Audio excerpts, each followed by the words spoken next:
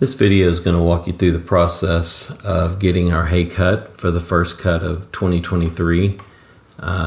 Guess how many bales we get at the end. We'll have a video here at the very end of this showing how many bales we got. Definitely hoping for 20 bales, but I'm not sure we're going to get that much. The most we've got previously was 17, but we were actually cutting less acres. Today we're cutting between 9.5 and 10 acres. It kind of depends on the online mapping tool I'm using. Now we're getting the hay raked into windrows. Serves a couple of purposes. One is to get it ready for the baler to pick up, and two is to kind of let it air out a little bit. We do have a couple of bloopers at the end of this video. You can see I was having some trouble with my drone, ended up crashing it a couple of times, so I'll let you see that at the end. So please stick around.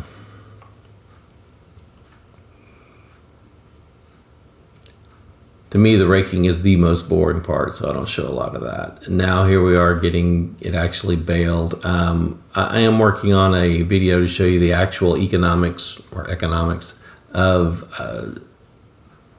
how to figure out if you're making money from hay. So it'd be a great time to subscribe. So make sure you can watch that video. And we always kind of joke, when we're watching the hay get baled, and it looks like the baler is just, pooping out dollar bills on the pasture there, because, each hay bale is worth quite a bit of money, but there's a lot more to it than just the money of the hay itself. And that's what we'll cover in the finance video.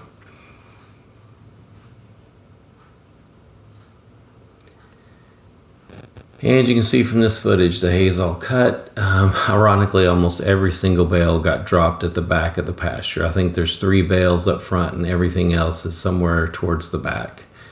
So what that means for me is I have to now move that hay up front. I do get the hay cut. Someone cuts it, rakes it, and bales it for me.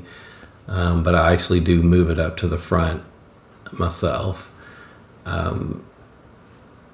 My tractor, it's a Kubota L3901, doesn't have enough lift capacity to lift a bale with the front loader, but it can lift it with a 3-point. So I do have a homemade hay spear that I use to get the hay moved. So you can see there's a lot of that going on. And then just from the GoPro view looking down on the 3-point, that's what it looks like. And I do love the red, white, and blue wrap on the bales. Very nice.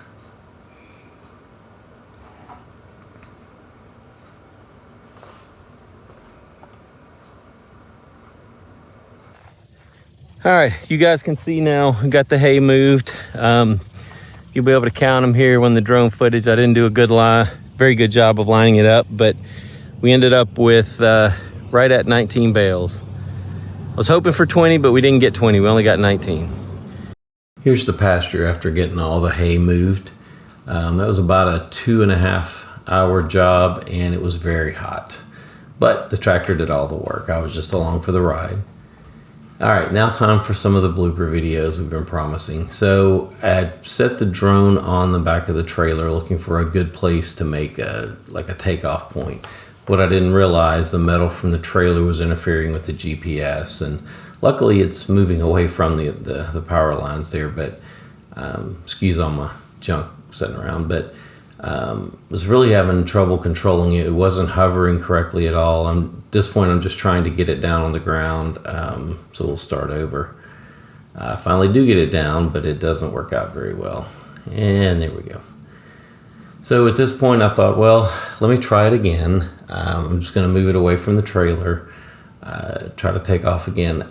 I still was not noticing the little red bar at the top that said the GPS signal was not available. So I tried to take off again.